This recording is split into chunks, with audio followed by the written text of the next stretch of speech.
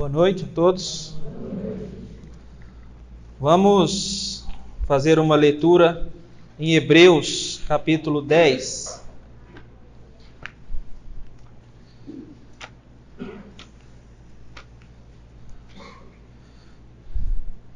Hebreus,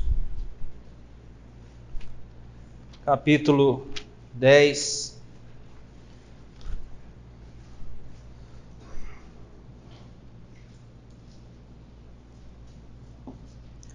Versículo 1: Porque tendo a lei a sombra dos bens futuros, e não a imagem exata das coisas, nunca pelos mesmos sacrifícios que continuamente se oferecem a cada ano, pode aperfeiçoar os que a ele se chegam a Deus, os que a ele se chegam. De outra maneira, teriam deixado de se oferecer, porque purificados uma vez os ministrantes, nunca mais teriam consciência de pecado. Nesses sacrifícios, porém, a cada ano se faz comemoração dos pecados, porque é impossível que o sangue dos touros e dos bodes tire os pecados.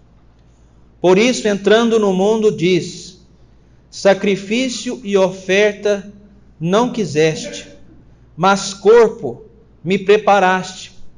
Holocaustos e oblações pelo pecado não te agradaram. Verso 10: na qual vontade temos sido santificados pela oblação do corpo de Jesus Cristo, feita uma vez. Ontem, quando nós finalizamos aquela mensagem de ontem, eu havia dito que, se o Senhor nos permitisse, hoje gostaríamos de falar a respeito do corpo de Cristo. E creio eu que é difícil compreender a profundidade do que está escrito aqui no versículo 5. Sobre a preparação do corpo de Jesus Cristo. Porque nós pensamos que, e temos a certeza pela fé, que Ele é o nosso Deus. E que Ele criou todas as coisas, e por Ele todas as coisas são mantidas, subsiste. Mas aqui o próprio Deus está preparando um corpo para a entrada de Deus aqui neste mundo. Confesso que a minha mente é limitada neste aspecto para poder imaginar a profundidade do que aqui está escrito. Nós não conseguimos imaginar o que é isso. Como pode o Deus que criou o homem agora ter que fazer um corpo para Ele mesmo entrar aqui como homem? E o contexto em que este assunto do corpo de Cristo está envolvido é o contexto do sacrifício, das ofertas. A preparação do corpo de Jesus Cristo está ligado ao objetivo da preparação desse corpo, que era ser oferecido em holocausto, em sacrifício, de uma vez por todas a Deus. Então a preparação deste corpo tem um objetivo. Deus, ao preparar um corpo para o seu Filho Jesus Cristo, não tinha em mente a beleza. E olha que a palavra de Deus, ela fala sobre a beleza do homem.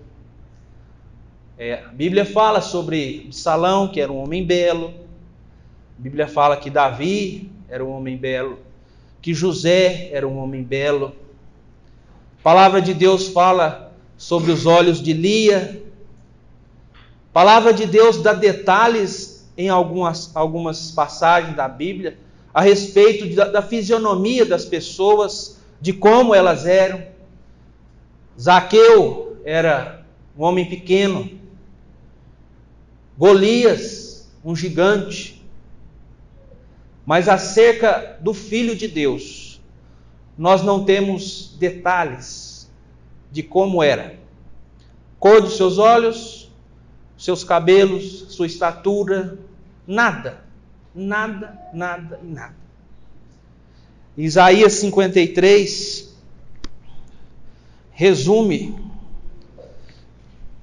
como era o Senhor Jesus Cristo. Isaías 53 e 2: Por isso foi subindo como renovo perante ele, e como raiz de uma terra seca, não tinha beleza nem formosura. E olhando nós para ele, não havia boa aparência nele, para que o desejássemos.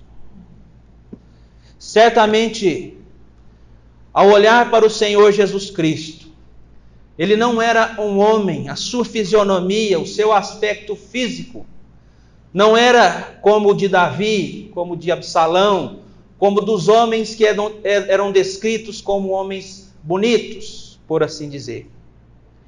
E aqui nós temos um ensino que pode até ser um tapa na cara de cada um de nós aqui. Porque nós olhamos muito para a aparência, para aquilo que é passageiro, para aquilo que não dura. E quando nós olhamos a maravilha das coisas que Deus criou, Ele não se preocupou, ao preparar um corpo para o seu filho, pensar na beleza desse corpo. Porque tudo que está aqui passa. Nós somos como a erva, como o vapor, nós duramos pouco aqui neste mundo. Então, na verdade, o que nós somos não interessa, é o que nós fazemos. A beleza não está no físico, mas no interior. É a beleza da santidade de Jesus Cristo, que fez com que ele ficasse tão famoso entre as pessoas. E também pelo seu sacrifício, logicamente, o mundo sempre quer criar uma imagem para o Senhor Jesus Cristo. Existe aquele mito do santo sudário, né, que, segundo eles, é aquele véu que foi colocado por cima do corpo do Senhor Jesus Cristo, e como o corpo estava todo ensanguentado, eles colocaram aquilo ali, e ali ficou tipo uma fotografia do corpo de Cristo naquele véu. Então, por isso que eles acham que ele tinha o cabelo comprido, que tinha a barba, e por assim dizer. Mas isso não serve para nada para nós. Deus tinha em mente, ao preparar o corpo de Cristo, um único propósito: oferecê-lo em oferta pelos nossos pecados. É bom que se diga que o verso 5 de Hebreus 10 diz que, entrando no mundo, nós estamos falando de alguém que não era deste mundo. O Deus, conforme João 1:1 diz, que no princípio, na eternidade, antes de haver mundo, céus, a terra, as coisas que foram criadas, ele já existia. Em Colossenses, no capítulo 1, e verso 17, fala sobre isso, né? Que ele é antes de todas as coisas, e todas as coisas subsistem por ele. Outras profecias também falam acerca da sua origem desde a eternidade. Miqueias 5:2, que ele é desde os tempos antigos, desde os dias da eternidade. João Batista falou acerca dele: ele é antes de mim, ele já existe, ele não é daqui. E é por isso que em Hebreus fala que ele entrou neste mundo. Daí nós percebemos que existe uma diferença brutal entre Adão e Cristo. Porque Adão, ele é deste mundo. Ele foi feito deste mundo. foi feito aqui neste mundo. Em 1 Coríntios 15:45 fala que 15:47 fala que o primeiro homem é da terra, é terreno. O segundo homem é do céu, Jesus Cristo. Ele não é daqui. Adão foi criado. Nós temos considerado que Deus fez ele do pó da terra, soprou nele o seu espírito de vida e ele passou a ser uma alma vivente. Jesus Cristo não foi criado. Deus nunca é criado. Ele cria. Vamos lá para Colossenses, de novo, no capítulo 1.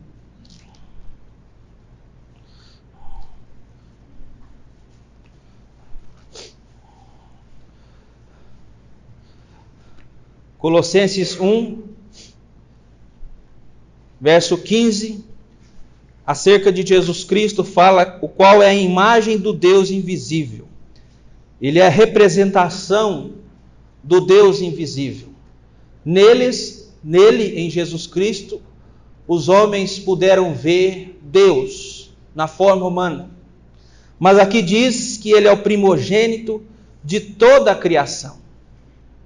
Veja que ele é chamado aqui de primogênito, mas a palavra de Deus diz que ele é o unigênito, é o único filho de Deus, não tem outro.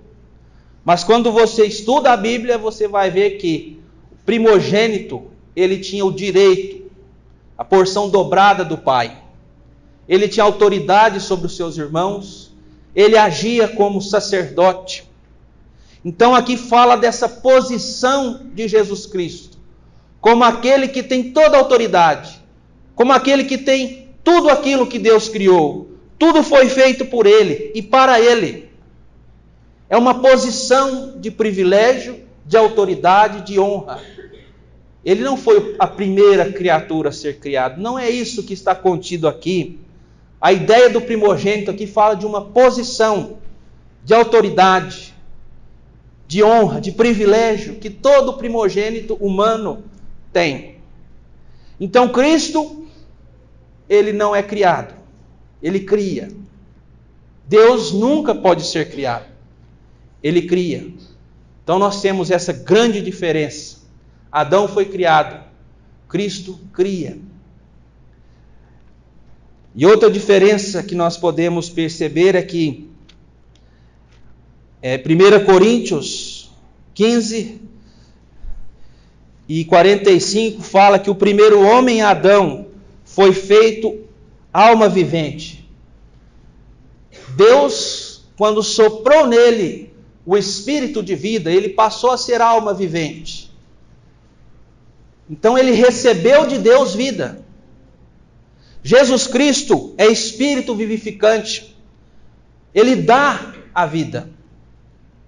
Adão recebe a vida, Jesus Cristo dá a vida. E mesmo assim aqui é dito que Deus preparou um corpo para o Senhor Jesus Cristo. Por que apenas o corpo? Porque ele já existia. Portanto, era necessário apenas que fosse feito um corpo humano para que ele entrasse aqui neste mundo. E a palavra aqui, preparar, o sentido original dessa palavra, não tem nada a ver com o conceito de criar, mas sim de restaurar. Esta palavra aqui, preparar, que está escrita em Hebreus 10:5, é aquela mesma palavra que fala acerca do ofício de Paulo, que era um consertador de tendas, ele restaurava as tendas.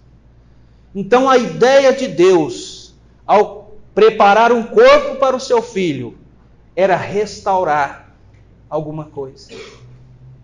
Restaurar. E a nossa vida, ela só pode ser restaurada através dele, de Jesus Cristo. O corpo de Cristo foi necessário, a sua humanidade foi necessária. O homem pecou, o primeiro homem, que Deus tinha planos para ele, para ser o seu representante. Por isso o criou à sua imagem, sua semelhança, deu autoridade para ele. Mas Adão falhou, desobedeceu a Deus. Por isso teve que vir o último Adão, aquele que é chamado de último Adão, que é o Senhor Jesus Cristo. É o último, porque não virá outro como ele. Porque nele se cumpriu tudo o que Deus queria acerca do homem. A ele foi dado todo o poder, toda a autoridade nos céus e na terra. Ele conquistou aquilo que Adão não conquistou. E é por isso que, ao vir aqui neste mundo, com um corpo humano, ele voltou com este corpo para os céus. Algo que nunca havia acontecido até então. O Deus tomou a forma de homem para nunca mais deixar de ser. Não é por acaso que lá em Apocalipse, no capítulo 5, nós lemos sobre o futuro, quando a igreja redimida, restaurada, santa, limpa, purificada, ela vai olhar para o Cordeiro e ver aquele que, como sendo morto, foi oferecido no nosso lugar. As marcas do Calvário o acompanharão por toda a eternidade. Às vezes nós pensamos no Cristo desfigurado, mas não. As marcas que ele levou para os céus foram as marcas que os discípulos viu, as mãos no lado. Isso irá servir para nós nunca esquecermos daquilo que ele fez por nós. Nunca. Colossenses capítulo 1.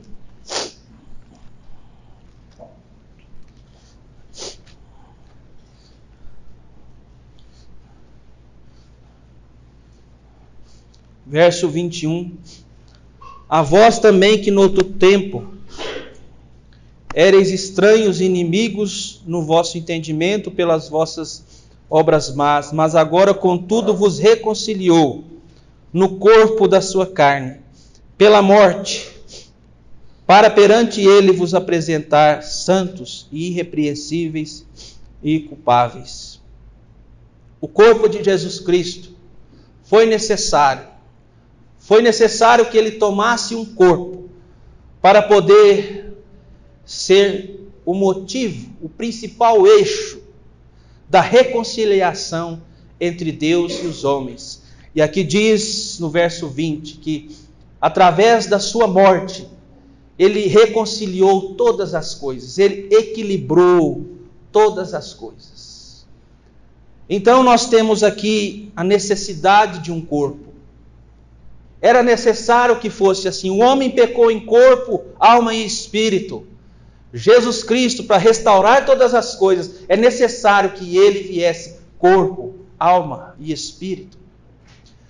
Completamente Deus, completamente homem, mas totalmente sem pecado. Vamos ler em Êxodo capítulo 25.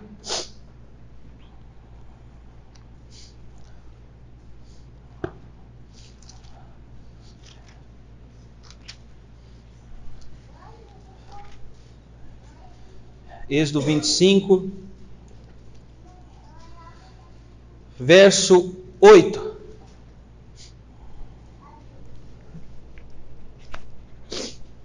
Me farão um santuário e habitarei no meio deles, conforme tudo que eu te mostrar, para modelo do tabernáculo e para modelo de todos os seus pertences, assim mesmo o fareis.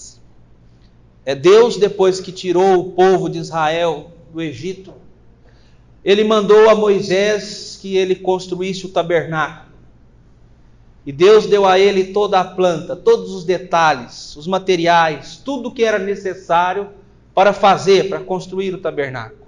Por causa de um só motivo, que Deus queria habitar entre o seu povo, estar no meio deles. E quando você observa o tabernáculo, aquele lugar era um lugar de revelação, era um lugar onde Deus comunicava a sua vontade, o seu desejo para com o seu povo. Ali estava a Arca da Aliança, que tinha os mandamentos, a vara de Arão foi colocada ali, um pote com maná. Todas as coisas que ali estavam, era figura de algo grandioso que no futuro haveria de acontecer. E muito mais do que isso, né? Quando nós lemos em Êxodo, no capítulo 40, fala que ali, na inauguração do tabernáculo, a glória de Deus foi manifestada. Êxodo 40 e verso 38. Porquanto a nuvem do Senhor estava... Não, verso 34, isso. Êxodo 40 e 34. Então a nuvem cobriu a tenda da congregação e a glória do Senhor encheu o tabernáculo. Um lugar de revelação, um lugar de manifestação da glória, do poder de Deus, um lugar que servia como ponto de encontro, por assim dizer, para se tomar decisões entre os líderes da tribo. A porta do tabernáculo era um local onde decisões acerca de julgamentos eram pronunciadas. Tantas coisas estavam ligadas ao tabernáculo. Ali o povo era guiado por Deus, porque a nuvem de dia, quando se levantava ali em cima do tabernáculo, e ela andava, o povo andava junto com aquela nuvem. Eram guiados de dia pela nuvem, de noite pela coluna de fogo. Deus controlava a vida, os passos daquele povo. Embora fosse um povo duro de coração, né, que deu trabalho para Deus, Deus estava ali no meio deles. E quando nós olhamos em João, no capítulo 1, e no verso 14, diz: e o Verbo se fez carne e habitou entre nós, e vimos a sua glória, como a glória do unigênito do Pai, cheio de graça e cheio de verdade. Cumpriu-se aquilo que Deus havia dito a Moisés. Tome cuidado, Moisés, porque tudo isso daqui tem que ser feito conforme o modelo que eu te mostrei. Lá em Hebreus, no capítulo 8, verso 5, fala que as coisas do tabernáculo eram figuras das coisas celestiais. O trecho que nós lemos, Hebreus 10 e 1, a lei era a sombra dos bens futuros, não a imagem exata das coisas. Então, quando Deus preparou aquele tabernáculo, Ele tinha em mente um dia, a entrada do seu Filho aqui neste mundo. E aqui a palavra habitar significa tabernacular. É uma tenda. Jesus Cristo, o corpo de Cristo é comparado a um tabernáculo, uma tenda, em que através dele os homens puderam ver a glória de Deus. Como no passado o povo de Israel via, em Jesus Cristo os homens viram a glória de Deus. Em particular, Pedro, Tiago e João, no Monte da Transfiguração, quando seu rosto se resplandeceu, as suas vestes brancas como a neve, a glória de Jesus Cristo foi manifestada. Eles tiveram uma antevisão do que eles haveriam de ver no futuro. Mas a glória de Cristo não foi manifestada apenas no resplendor do seu ser. Como Moisés, quando o povo via ele sair do tabernáculo e entrava para sua tenda, o rosto dele resplandecia. Mas era temporário, ele colocava um véu, porque aquilo ali era passageiro, efêmero. Mas em Jesus Cristo, os homens puderam ver a glória de Deus, também nas suas obras. O primeiro milagre que ele fez, João 2:11, diz que os discípulos, ao verem isso, creram nele e viram a sua glória. Através das suas obras, das suas palavras. A lei de Deus estava no seu coração. Conforme aquelas tábuas estavam dentro da Arca da Aliança que fala de Jesus Cristo, a lei de Deus estava dentro do seu coração. ele viveu a lei plenamente. Nele se cumpriu, se tornou realidade aquilo que antes era sombra, um tabernáculo. Deus habitando entre o seu povo, estando aqui entre nós. Mas o tabernáculo era temporário. O apóstolo Paulo escreveu sobre isso em 1 Coríntios capítulo 15, comparando o corpo do crente a um tabernáculo. 2 Coríntios capítulo 5. 2 Coríntios capítulo 5,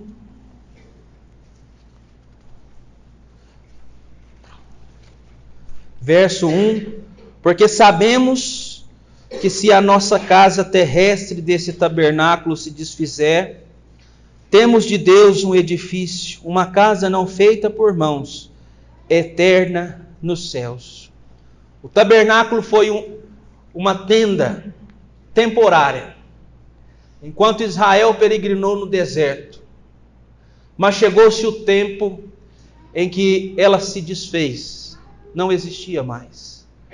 Porque Deus preparou um templo.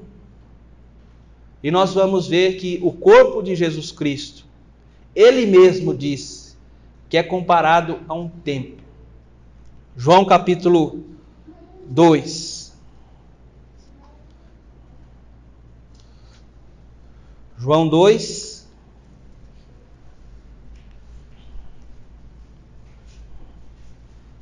Evangelho segundo João, capítulo 2, verso 13. Estava próxima a Páscoa dos judeus, e Jesus subiu a Jerusalém, e achou no templo os que vendiam bois e ovelhas e pombos, e os cambiadores assentados.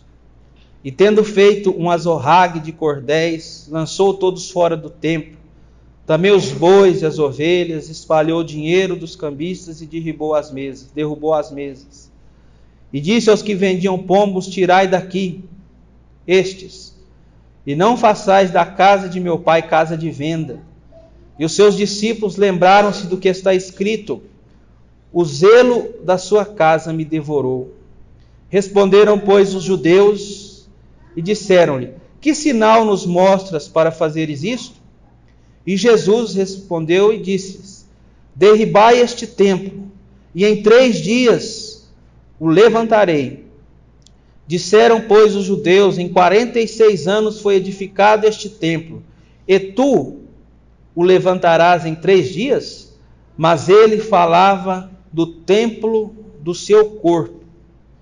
Quando, pois, ressuscitou dentre os mortos, os seus discípulos lembraram-se de que lhe dissera isto, e creram na Escritura e na palavra que Jesus Cristo tinha dito.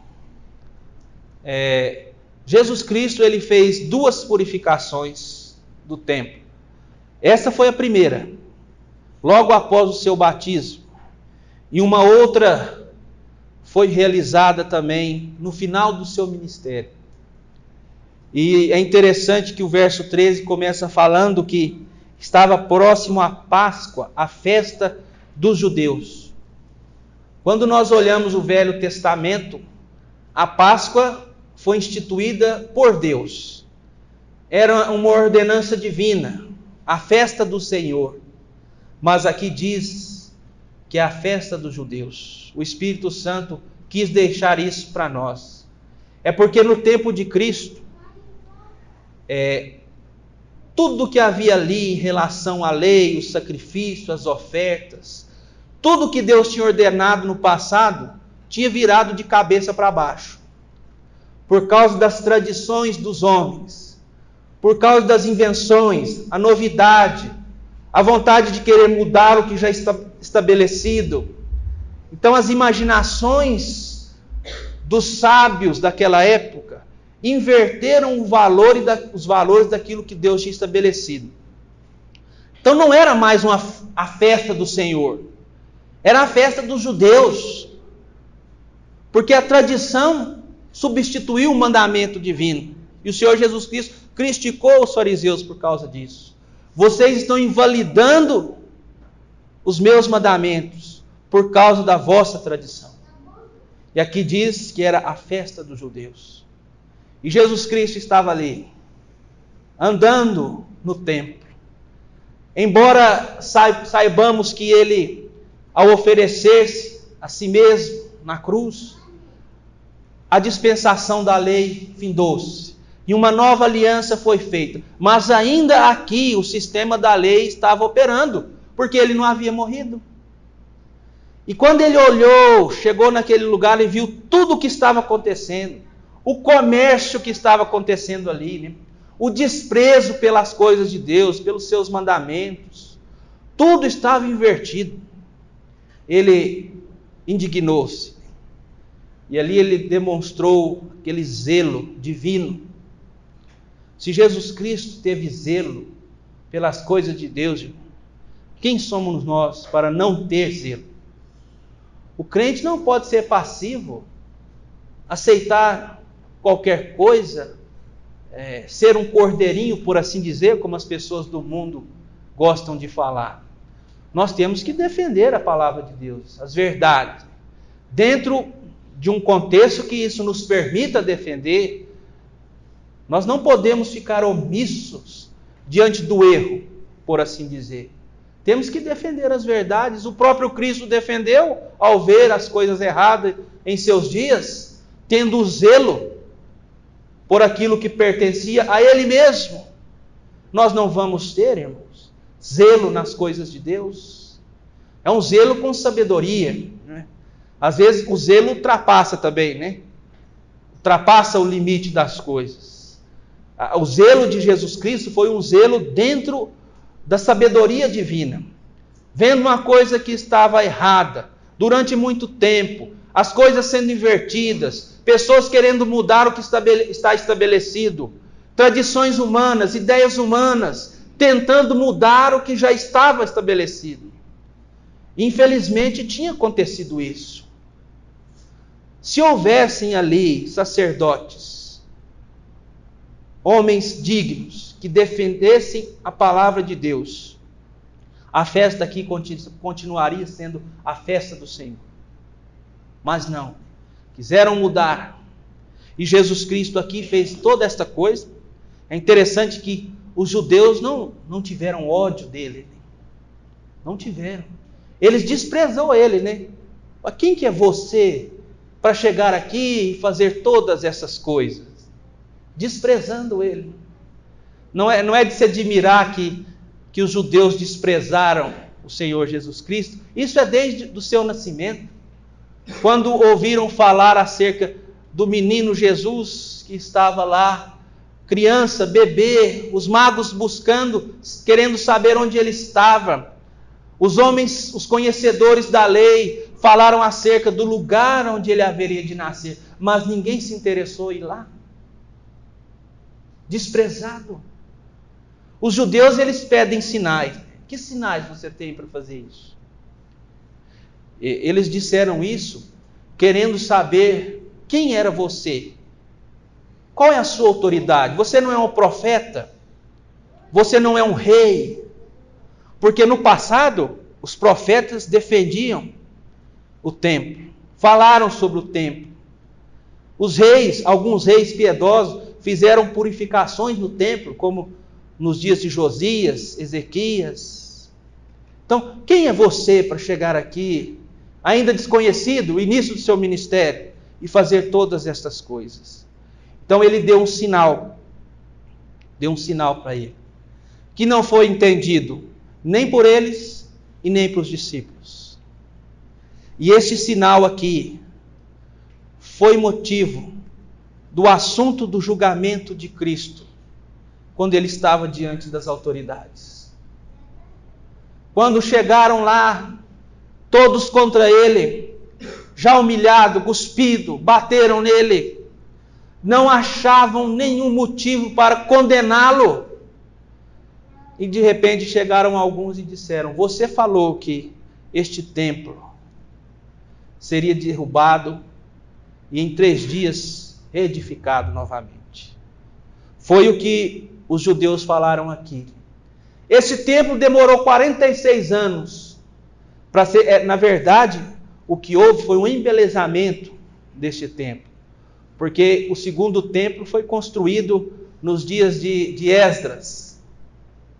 E aqui, no tempo de Herodes, aconteceu um embelezamento. Eles reformaram o templo, de forma que ele ficou muito bonito, porque os discípulos depois falaram para o Senhor Jesus Cristo: que pedras, que construções, olha que coisa linda. Mas o Senhor Jesus Cristo deu um grande sinal para eles. Ele falava que dentro de 3 dias, tudo aquilo dali que me representa, que fala de mim, que aponta para mim, vai cair. Ele estava falando da sua morte. Ele diz aqui no verso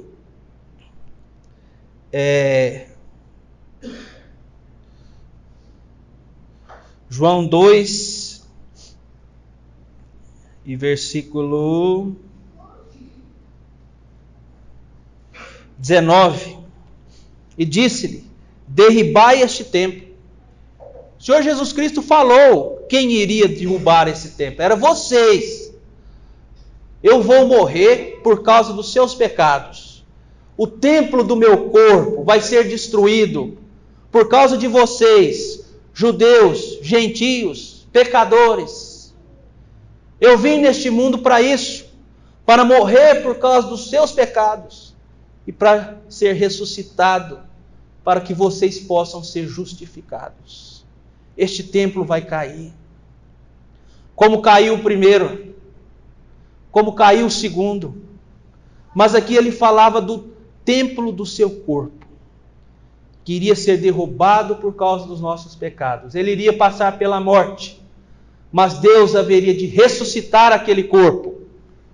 Deus mesmo, pelo poder da sua glória, do seu Espírito, restauraria aquele templo. Para quê?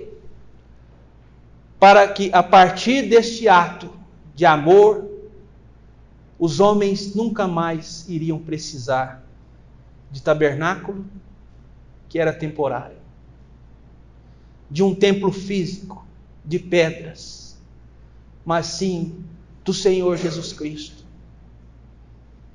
Não era mais agora em Jerusalém que os homens iriam buscar a Deus, peregrinando até chegar lá naquele lugar, mas pelo novo e vivo caminho que Ele abriu para nós através do véu da sua carne, da sua própria vida, que foi dada por nós.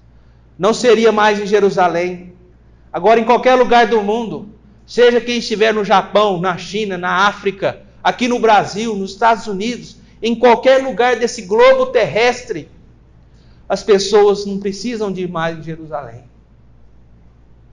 Porque é através dele, do Cristo ressurreto, que os homens podem alcançar o perdão, a graça, a misericórdia de Deus. Graças a Deus, irmãos, graças a Deus por isso. A nossa decisão não foi feita lá em Jerusalém, né? Foi feita aos pés de Cristo, diante dele, do seu templo, da sua presença. O templo é uma habitação permanente. E o corpo de Jesus Cristo é permanente. Ele se desfez, tenda, mas ele foi ressuscitado. O templo do seu corpo. É através dele, irmãos, amigos, que nós podemos agora oferecer a Deus sacrifícios de um coração puro, quebrantado, de um espírito contrito, sacrifícios de louvores. Não há distância para se buscar agora a Deus, pois nós temos um que abriu para nós um novo e vivo caminho, através dele mesmo. Os discípulos entenderam isso só depois de muito tempo. Corpo de Cristo, templo santo. Mas também em João, capítulo 6, nós temos outra aplicação a respeito do corpo de Cristo. Evangelho segundo João, capítulo 6.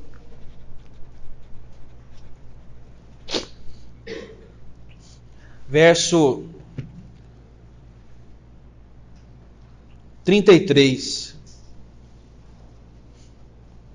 Porque o pão de Deus, aquele que desce dos céus e dá a vida ao mundo. Porque o pão de Deus é aquele que desce dos céus e dá a vida ao mundo. Disseram-lhe, pois, Senhor, dá-nos sempre deste pão. E Jesus lhes disse, eu sou o pão da vida. Aquele que vem a mim não terá fome, e quem crê em mim nunca terá sede. Verso 48, eu sou o pão da vida. Vossos pais comeram maná no deserto e morreram. Este é o pão que desce dos céus, para que o que dele comer não morra. Eu sou o pão vivo que desceu do céu. Se alguém comer deste pão, viverá para sempre. E o pão que eu der é a minha carne, que eu darei a vida pelo mundo. Aqui o Senhor Jesus Cristo estava ensinando aquela multidão do início do capítulo 6, do verso 1 ao 14. Depois que ele fez o milagre da multiplicação dos pães, muitas pessoas que o seguiam procuraram ele novamente. E eles fizeram um esforço danado, porque no outro dia o Senhor Jesus Cristo já estava lá do outro lado do rio, na cidade de Cafarnaum. E aquelas pessoas que tiveram momentaneamente a sua fome satisfeita, eles empenharam um esforço muito grande para encontrar o Senhor Jesus Cristo. E quando eles encontraram o Senhor Jesus Cristo, no verso 27, verso 26 de João 6, diz, Jesus respondeu-lhe e disse, na verdade vos digo, que me buscai não pelos sinais que vistes, mas porque comeste do pão e vos saciaste. Trabalhai não pela comida que perece, mas pela comida que permanece para a vida eterna, a qual o Filho do Homem vos dará, porque a este o Pai, Deus o selou. É interessante que o Senhor Jesus Cristo, ele sabe o motivo daquelas pessoas que tentam encontrar ele, buscar a ele. Não adianta querer esconder os motivos. E a gente sabe que hoje em dia, como eu falei ontem, as pessoas esquecem que a primeira coisa que Deus faz é restaurar o nosso lado espiritual, aquela que primeiramente foi atingida, para só depois o corporal, o físico, que irá ser restaurado só na ressurreição. Então, quando nós invertemos isso, tentando de alguma maneira tentar que Deus resolva os nossos problemas físicos, materiais, passageiros, esquecemos de tratar o lado espiritual, que é o primeiro que tem que ser tratado. Muitas pessoas esquecem disso. Nós sabemos. Existem movimentos que exploram, sabe dessas coisas, exploram as pessoas. E costuma estar assim de gente. Porque as necessidades urgentes, elas são prioritárias para as pessoas. Mas o Senhor Jesus Cristo disse que nós temos que trabalhar para o sustento da vida eterna. Verso 27. Não é que nós temos que deixar de trabalhar, não. Do suor do teu rosto comerás o teu pão. O homem tem que trabalhar, tem que suar. Vai sentir dor por causa disso. Dor por causa do tempo e dor por causa do trabalho. Isso não tem jeito. Mas o Senhor Jesus Cristo estava falando de algo que permanece, que é eterno. As pessoas queriam um sinal. Novamente os judeus pediram um sinal, no verso 30, sendo que eles já haviam visto anteriormente a multiplicação dos pães. Queriam mais, Os homens sempre querem mais, mais e mais. Nunca ficam satisfeitos com o que têm.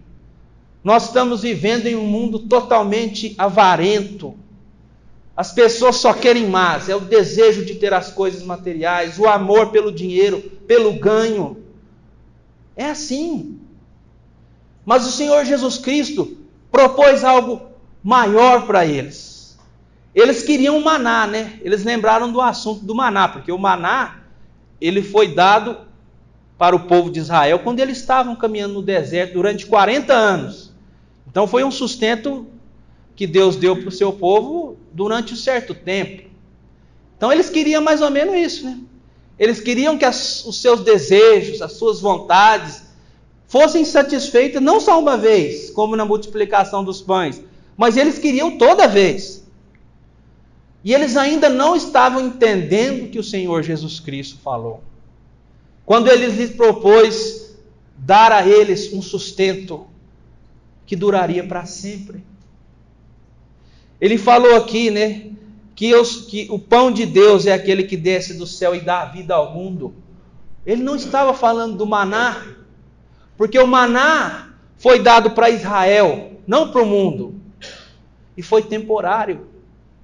O verdadeiro pão, ele desce dos céus, é Deus quem dá, mas ele é para o mundo inteiro, para todas as nações, não só para os judeus, mas também para os gentios. E o Senhor Jesus Cristo disse: eu sou o pão da vida. Que revelação que ele fez aqui, hein? Que revelação que estava escondida, que mistério que ele revelou deste assunto, né? Que graça, que misericórdia. Ele estava dizendo: é através de mim, sou eu, é eu que posso dar para você o sustento para a sua vida, para a sua sede espiritual. É através de mim, tomando posse dessas realidades que falam a respeito do meu corpo, da minha humanidade. Se você crer nisso, que eu sou o Filho de Deus, que veio em forma humana, que morri no seu lugar para te salvar, que o meu sangue foi derramado no seu lugar. Se você entender que estas coisas é real, você vai ter uma vida eterna. Vossos pais, eles comeram maná e morreram no deserto. Mas se você comer deste pão, tomar posse da realidade espiritual, do que esse pão fala, vocês terão vida para sempre. Vida eterna. Uma qualidade de vida diferente. É isso que Cristo prometeu. As pessoas estão hoje esquecendo disso. As pessoas estão com tantas dúvidas emocionais, né? É aquele negócio de crise de identidade. Ah, quem eu sou? De onde eu vim? O que está acontecendo comigo? Eu estou perdido. Depressões, dores na alma, perturbações. As pessoas querem encontrar uma resposta, mas para aquilo que é do agora, que é permanente, que vai acabar aqui nesse mundo. Enquanto elas encontram a satisfação da vida eterna, estas coisas acabam. Infelizmente acontece até com o crente. Quando o crente deixa de se alimentar do pão da vida, da palavra da vida, ele começa a passar fome, sede. Aí ele começa a sentir as dores, a angústia, a aflição. Ele deixa de lado a esperança da vida eterna que um dia ele abraçou. Começa a envolver com as coisas deste mundo. Passa a criar problemas para a sua vida, na sua família. Sendo que eles já têm o pão vivo que desceu do céu. Que é um alimento espiritual. Que satisfaz a nossa sede, a nossa fome espiritual. Que acaba com os conflitos da nossa alma, dos nossos pensamentos. Tudo isso nós temos em Cristo. É o remédio para a cura da depressão. É Ele. Ele é o alimento espiritual que traz satisfação, alegria. Certamente, irmãos, amigos, se você tomar posse destas coisas, dessa realidade, procurar viver, por mais difícil que seja, porque este corpo, o pecado ainda é presente nele, mas maior é o que está em nós o Espírito Santo de Deus, do que o que está no mundo. Deus, ele habita em nós. Nós somos o templo do Deus vivente. Nós temos nós temos Deus, não um pedaço, um Deus inteiro habitando na gente. O Espírito Santo é uma pessoa. Nós temos tudo, irmãos, tudo. Mas eu confesso que não é fácil, é difícil. Nós sentimos tristeza, angústias, mas isso não deve permanecer nas nossas vidas. Não deve ser uma coisa sequencial nas nossas vidas. É natural que nós sintamos alguma coisa desse tipo, mas permanecer nessas coisas é falta de alimento espiritual, não é falta de remédio, não. Ele é o pão vivo que desceu do céu. É o que satisfaz a cada um de nós pessoalmente. É aquilo que o homem precisa. Nós temos ouvido e visto o quanto que os falsos profetas têm enganado as pessoas, porque eles sabem disso. Eles sabem que o problema das pessoas é um problema espiritual, mas eles tentam apresentar o lado carnal, a solução carnal, a cura, o milagre. Não é assim? Este corpo, irmãos, infelizmente, ele vai para a sepultura. Ele está abatido, ele nos envergonha. Nós não temos que ter esperança neste corpo, porque Deus já preparou uma casa muito melhor do que essa. Um dia nós não vamos ter mais dores.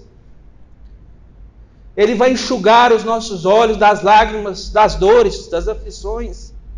Não é que ele vai passar um lenço no nosso rosto, não. É porque nós não estaremos mais na presença do pecado. Não sentiremos mais o que este corpo pecaminoso sente. Mas enquanto nós estamos aqui, nós temos tudo o que nós precisamos para viver aqui neste mundo. O pão vivo que desceu do céu. Em Apocalipse capítulo 2,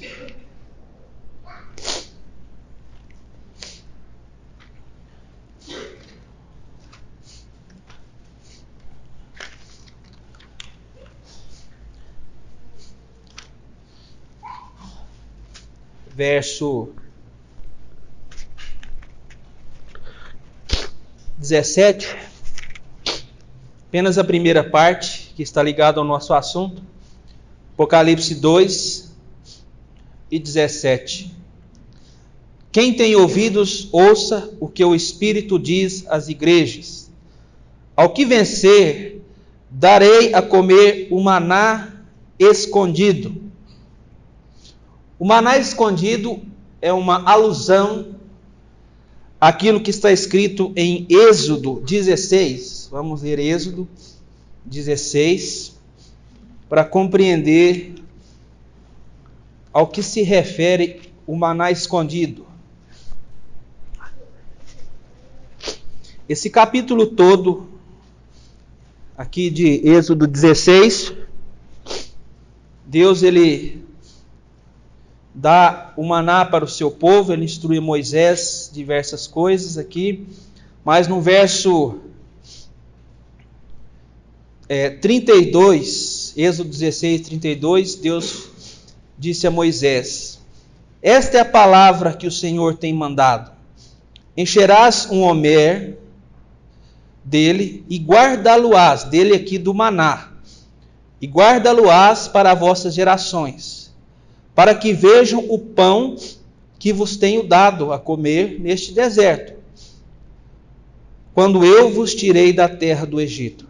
Disse também Moisés a Arão: toma um vaso e põe nele um homer cheio de maná, e coloca-o diante do Senhor, para guardá-lo para as vossas gerações. Como o Senhor tinha ordenado a Moisés, assim Arão pôs diante do testemunho para ser guardado. Aqui Deus ordenou que Moisés pegasse uma certa quantidade de maná e colocasse dentro de uma urna de ouro, fechado, tampado. E aqui diz que era para ser guardado diante do testemunho, da arca do testemunho, É chamado de arca do testemunho porque ali estava o testemunho de Deus, a lei de Deus. Mas nós aprendemos em Hebreus 9 que além de estar guardado dentro de um pote, esse pote era guardado dentro da arca. Hebreus 9 e verso 3. Mas depois do segundo véu, estava o tabernáculo que se chama o Santo dos Santos, que tinha o incensário de ouro e a arca da aliança coberta de ouro toda em redor, em que estava um vaso de ouro que continha o maná, e a vara de Arão que tinha florescido, e as tábuas da aliança. Então aqui nós aprendemos que aquele vaso que Moisés guardou o maná, ele ficava dentro da arca. Por isso, se ele estava dentro de um pote, e esse pote dentro da arca, ele estava escondido. Ou seja, fora da visão do homem. O homem não conseguia ver ele, escondido. Mas nós aprendemos também em Êxodo 21 que o povo de Israel desprezou o maná, chamando aquele alimento espiritual que 1 Coríntios 10 fala, porque ele falava de uma realidade espiritual, chamou ele de pão vil, desprezível. E é o que eles falaram a respeito de Cristo, desprezou ele. Mas o que eu quero dizer com isso é que a igreja, a nossa dispensação, nós que cremos em Jesus Cristo pela fé, hoje nós entendemos que o maná era uma figura de Jesus Cristo e que ele era o alimento espiritual que Deus dá para o homem, para satisfazer as suas necessidades espirituais. Mas aqui fala que este maná escondido será dado à igreja nos céus. O que significa isso? Ora, vamos pensar lá no passado, quando aquele maná estava guardado dentro da arca, escondido, lá dentro do Santo dos Santos. Quem estava ali 24 horas por dia, que via aquelas coisas, que conhecia o valor espiritual de cada peça que estava ali, cuja presença representada pela nuvem, quem estava ali toda hora, a todo momento, vendo estas coisas? O próprio Deus. Ou seja, o maná escondido para a igreja fala daquilo que só Deus conhece e sabe do seu filho. O valor dele. Nós conhecemos em parte, não é assim? Nós cremos nele pela fé, nós aceitamos ele como Salvador, nós temos a sua palavra, a revelação de Deus, mas nós temos aqui uma porção do que ele é. E será dado para nós, no futuro, por completo, o maná espiritual. Aquilo que só Deus sabe, conhece do seu Filho, vai ser dado a nós, nos céus. O apóstolo Paulo, falando acerca da revelação, falou: nós conhecemos em parte aquilo que Deus revelou na sua palavra. Mas um dia nós conheceremos como nós somos conhecidos. Nós vamos apreciar o tesouro da sabedoria e do conhecimento de Jesus Cristo. Nós vamos conhecê-lo como ele é, a sua essência, a sua pessoa, em poder, em glória. Nós vamos tirar as nossas dúvidas. Nós vamos aprender a grandeza da sua pessoa. Nós vamos entender a profundidade do seu amor. E é isso que vai nos sustentar por toda a eternidade. O conhecimento desse Jesus Cristo tão amado vai ser dado à igreja, irmãos. Nós vamos conhecer Jesus Cristo somente como Deus conhece, do jeito que Deus sabe, o seu valor, a sua glória. Israel desprezou tudo isso. Muitos crentes estão desprezando isso. Não conhecem o valor nem daquilo que foi revelado na sua palavra. Imagine quando chegar nos céus. Conhecerão ele da forma que ele é. O seu poder, a sua glória. Que maravilha, né, irmãos? Um sustento que ele falou é para toda a eternidade. O meu corpo que foi formado, que foi aqui preparado, ele serviu como oferta pelos nossos pecados. E isso por toda a eternidade. Com uma só oferta, aperfeiçoou para sempre os que a ele se chegam. Se nós cremos em Jesus Cristo hoje, se você crer como seu Salvador, você terá a garantia de aprender de Jesus Cristo, de ser sustentado espiritualmente por Ele, por toda a eternidade. E eu gostaria de terminar lendo sobre uma pessoa que teve o cuidado com o corpo do Senhor Jesus Cristo. Em Marcos capítulo 14,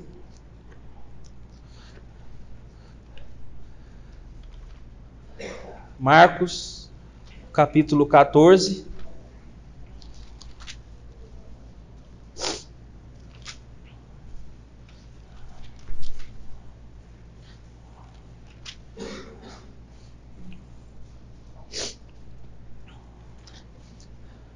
verso 3, estando ele em Betânia, assentado à mesa, à casa de Simão, o leproso, veio uma mulher que trazia um vaso de alabastro, com unguento de nardo puro, de muito preço, e quebrando o vaso, lhe o derramou sobre a cabeça. Em outra, no Evangelho segundo João, diz que todo o seu corpo, este perfume foi derramado sobre ele, todo o seu corpo. E alguns houve que em si mesmos se indignaram e disseram: para que se fez esse desperdício de unguento? Porque podia vender-se por mais de 300 denários e dá-lo aos pobres, e bramavam contra ela. Jesus, porém, disse: deixai-a, porque molestais? Ela fez boa obra, porque sempre tende os pobres convosco, e podeis fazer-lhes bem, quando quiserdes, mas a mim nem sempre me tendes. Ela o fez o que podia, e antecipou-se a ungir o meu corpo para a sepultura. Maria, irmã de Lázaro e de Marta, pegou um vaso de alabastro, cheio, um vaso que tinha uma tampa comprida, fino, que quando era para ser usado tinha que ser quebrado. E aquilo era um salário inteiro de um trabalhador do campo de um ano. Ela guardou aquilo ali. Não sabemos durante quanto tempo. Talvez as suas economias estivessem todas ali. Em uma prova de total desprendimento das coisas materiais, ela quebra esse vaso, derrama aquele perfume sobre o corpo do Senhor Jesus Cristo, demonstrando uma fé profunda naquele que era o seu Salvador. Não foi apenas um derramamento de um perfume precioso, não. Foi o reconhecimento de uma pessoa gloriosa. No livro de Cantares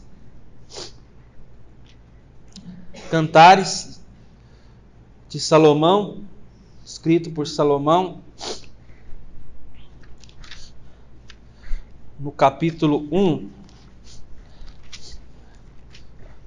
Cantares fica depois de Eclesiastes e antes de Isaías. Cantares, capítulo 1 e verso 12.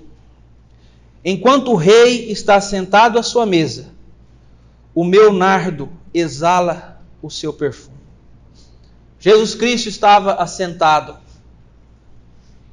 E ali na casa de Simão, nós não temos escrito de que ele foi recebido como um convidado digno da época. Os seus próprios discípulos, apóstolos, nunca fizeram isso para ele. Mas essa mulher derramou perante ele aquele nardo precioso. O rei dela, o senhor dela, Ela reconheceu ali o valor de Jesus Cristo, da sua pessoa, o seu poder, a sua grandeza.